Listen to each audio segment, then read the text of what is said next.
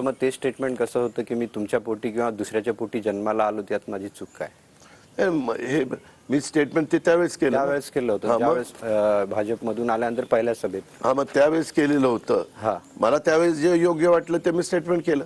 मी मगाशी काय सांगितलं मराठीत, माझ्या मनात जे येतं ते मी बोलतो.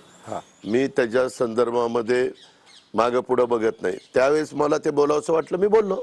पण दादा, त्याचा अर्थ असा निघतो की राष्ट्रवादीची धुरा तुमच्याकडे असावी असं तुम्हाला वाटतं? हो का? त्याचा अर्थ कुणी कसा काढावा, उमेश कुमावतांनी कसा काढावा आणि जनतेने कसा काढावा, ज्याचा त्याचा अधिकार आहे. माझ्या मनात आलं, मी बोलून टाकलं, विषय संपला.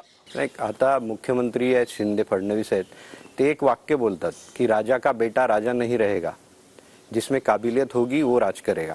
मग हे कुठे जुळतंय का? हे त्यांनी ते बोललेत ना, त्याच्याबद्दल त्यांचा बोलण्याचा मतितार्थ काय ते त्या दोघांना विचारा.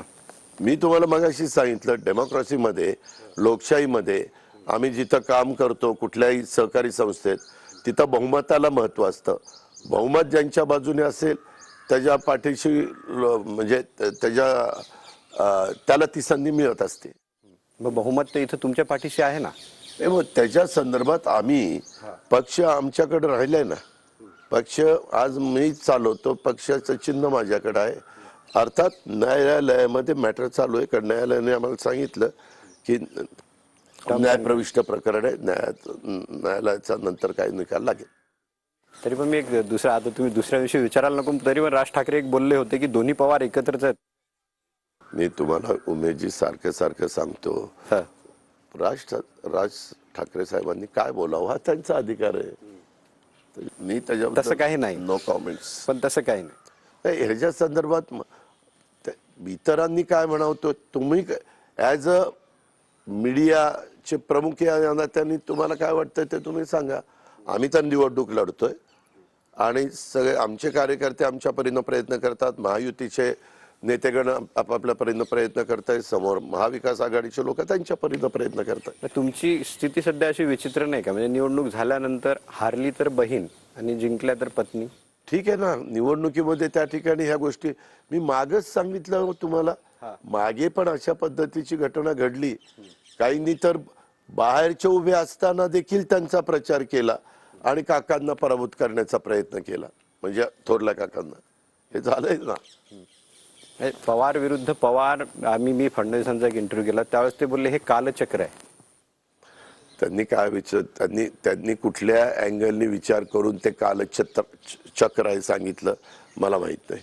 मी ज्यावेळेस देवेंद्रजींची भेट होईल त्यावेळेस सांगेल, उद्या फॉर्म भरायचा पुण्याचा आणि शिरूरचा, त्यावेळेस मी विचारेल. उमेश कुमावत विचारत होते कालचक्र आहे, कशाच्या अर्थाने कालचक्र आहे.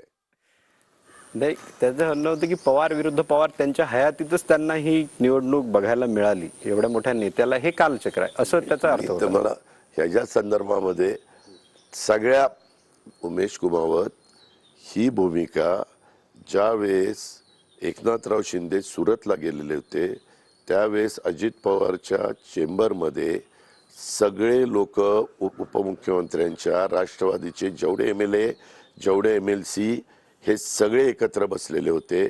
सगळ्यांनी एक पत्र ड्राफ्ट केलं साहेबांना, सगळ्यांनी सह्या केल्या. सगळ्यांनी आज तिकडं आहेत त्याही सगळ्यांनी सह्या केल्या, सगळे MLA MLC. आणि ते पत्र नेऊन राजेश टोपेंनी दिलं. राजेश टोपेंना कधीतरी खाजगीत विचारा की असं काहीतरी अजित पवार म्हणत होते, असं पत्र तुम्ही नेऊन दिलं का, आणि त्या पत्रात तुमच्या सगळ्यांच्या सह्या होत्या का, आणि पत्रात उल्लेख काय होता की 2 वर्ष कोरोनाची मतदारसंघामध्ये काही विकास झाला नाही, आत्ता कुठं विकासाला सुरुवात झालेली आहे, आत्ता कुठं निधी मिळायला सुरुवात झालेली आहे, आम्ही लोकांशी बांधील आहोत, आम्हाला आमच्या तालुक्यामध्ये, आमच्या विधानसभा मतदारसंघामध्ये विकास करायचा आहे.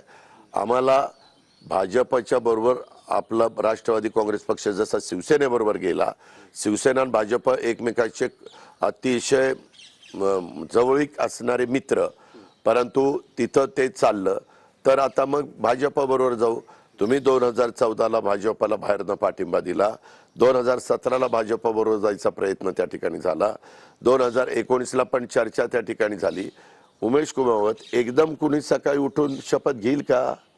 एवढ्या मोठ्या राज्याचा कारभार करत असताना राष्ट्रपती राजवट आलेली होती, राष्ट्रपती राजवट मागे घेण्यात आली, राष्ट्रपती राजवट कुणी आणली त्याची जरा माहिती देवेंद्र फडणवीस यांच्याकडनं घ्या. मग तुम्हाला सरळ असं म्हणायचं की शरद पवारांनी शब्द पाळला नाही. नाही नाही नाही, मी तसं म्हणलं का? तुम्ही काहीतरी माझ्या तोंडी घालू नका. नाही, त्याचा अर्थ तसा नाही नाही, नाही. त्याचा अर्थ हो का, हा. मराठी भाषा बोलावी तशी बोलली जाते, अर्थ काढला तसा काढला जातो. मी फक्त तुम्हाला स्पष्ट सांगतो की त्या संदर्भामध्ये आता ते आपण सारखं जुन्या शिळ्या कडीला ऊत आणण्याचं काम करतोय. ते झालंय 2019, आता 24 मध्ये आपण 5 वर्ष पुढे आलेलो आहोत. त्या संदर्भामध्ये आम्ही प्रयत्न केला, सगळ्यांचं त्याच्याबद्दलचं मत होतं. त्याच्यानंतर पण आम्ही जी भूमिका घेतली तेव्हाही अनेक जण आमच्या बरोबर ते सगळे होते. परंतु नंतरच्या काळामध्ये निर्णय घेण्याच्या वेळेस कधी कधी काही जण असे थोडंसं घेऊ का नको घेऊ का नको घेऊ का नको करून मागं हटतात. त्याच्यात काही जण मागं हटले. मग ते बोलतात ना, रणनीतीचा भाग असू शकतो ना, राजकारणात रणनीतीचा भाग असू शकतो. अहो मी म्हणलं ना, मग आमचं कुठं काय म्हणणं आहे. हा. आम्ही कधी रणनीती, आमचं सर दोपट काम असतं. इकडे जायचं तिकडे नाही. ती रणनीती वगैरे आम्हाला काही जमत नाही. आम्ही आपले सरळ मार्गी काम करणारी माणसं आहेत, स्पष्ट बोलणारी माणसं आहेत. म्हणूनच इथपर्यंत आम्ही आलेलो आहोत.